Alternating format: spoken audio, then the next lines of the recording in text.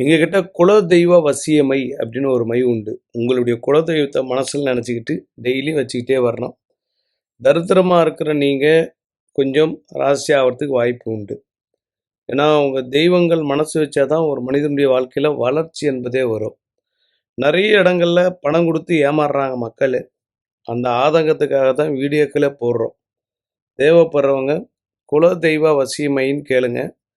சென்னையில் டைரக்ட் டெலிவரியாக கொடுத்துட்டு காசு வாங்கிக்குவாங்க. வெளியூராக இருந்தால் கொரியர். இன்றைக்கி பணம் போட்டிங்கன்னா இன்றைக்கே அனுப்பிடுவாங்க. மறுநாள் உங்களுக்கு கிடைக்கும். நாங்கள் நிறைய வெளிநாடுகளுக்கு பொருளை அனுப்புகிறோம். வெளி மாநிலத்துக்கு அனுப்புகிறோம்.